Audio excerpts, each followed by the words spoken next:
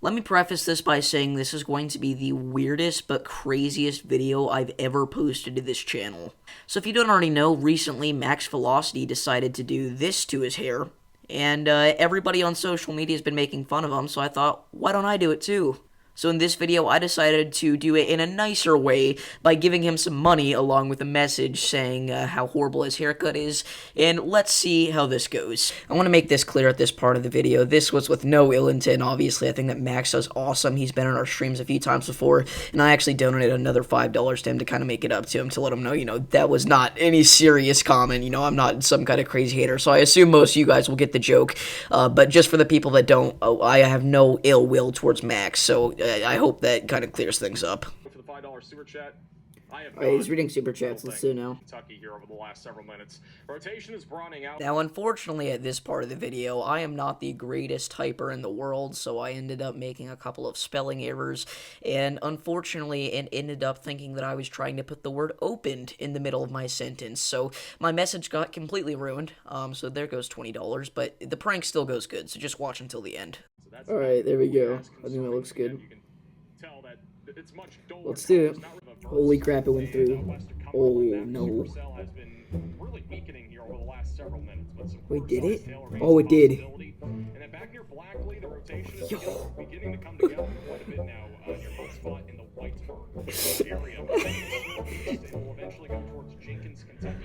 Oh, gosh. Why did I do that?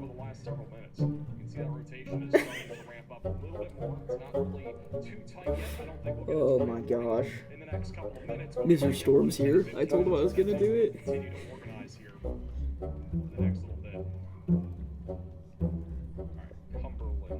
He's about to read it. Holy crap, look at all the W's.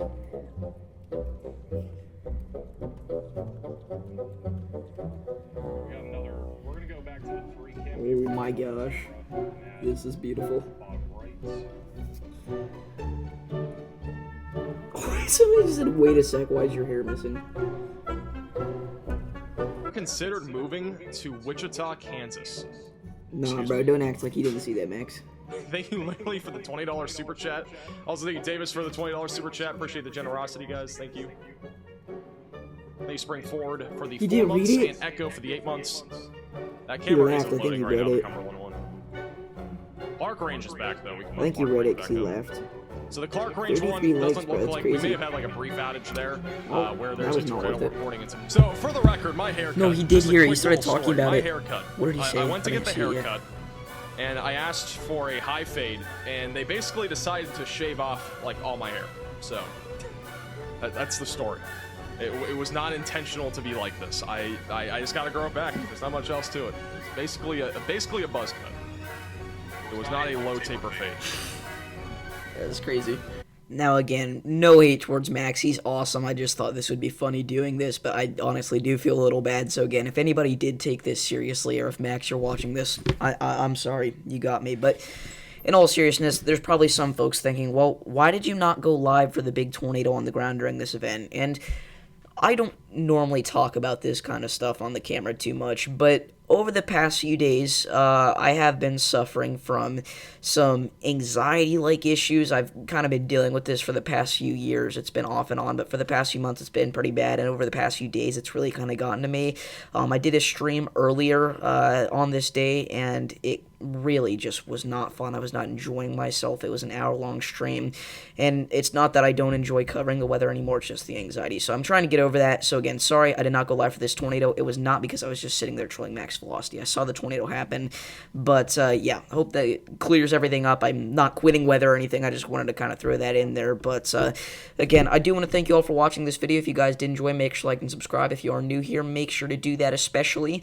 Again, go subscribe to Max Velocity if you're somehow not already, but I'm assuming everybody here is. But before we end off this video here, I figured it's important to let you guys know that a big-time winter storm is going to be impacting a certain portion of the United States soon, so I figured we could go ahead and do a little brief forecasting session for that. So we're not going to go really in depth here, but we're going to be taking a look at the GFS and the Canadian models. So let's go ahead and get right into it.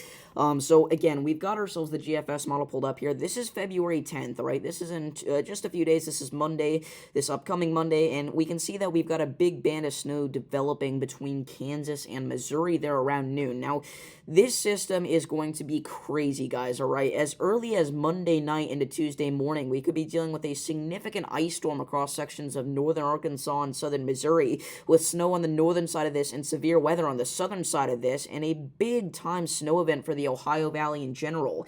This is Tuesday by the early afternoon time hours. We're dealing with, again, a big-time ice storm all across the Ohio River, with snow across sections of the Ohio River Valley and severe weather down in Dixie Alley, and this is a pattern that is going to continue with this storm as it pushes off further to the east, right? We got a big ice storm, then we got a big-time snow event on the north side, a big-time severe weather threat on the southern side. Not sure how robust that severe weather threat will be by the time we get to, like, the east coast per se, but it is still going to be something that is a potential. If we take a look at the GFS total snowfall here for this specific storm, we can see that it's forecasting a good amount. This is after this big storm here. We can see that we're expecting well over a foot across pretty much all of the east coast there, everywhere from sections of southern Massachusetts back through areas like Virginia. Another swath of snow potentially up to a foot there in portions of north central Arkansas, and then up to 8 to 10 inches of snow everywhere across the Ohio River.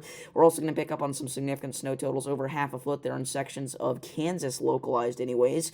And then here's the Canadian models. Look at this storm, right? So it has this going a little bit later. This is by Tuesday morning here. We can see that we're still going to have that big-time winter storm with some ice, some sleet, but not nearly as much, and then maybe a little bit less of a severe weather threat on the south side. And it has this storm just being a lot less major in general. This is all as playing out. Now, again, it is showing a secondary storm just like the GFS model is, but that's not what we're here to talk about today. So if we go ahead and take a look at the snow totals here from the Canadian for this storm, we can see that it is going to bring a decent amount of snow to sections of New England there, up to a foot of snow in portions of northern New England, areas along the Ohio River, again, potentially getting over half a foot of snow. And then it also shows a good swath of snow, potentially up to a foot in localized regions across sections of Kansas and Missouri. So that's going to be it for this video. Again, I hope you guys did enjoy. I hope you all like this video. Again, if you guys do like stuff like this, I'll try to do more in the future. But yeah, again, thank you all for tuning in, and I'll see you all in the next one.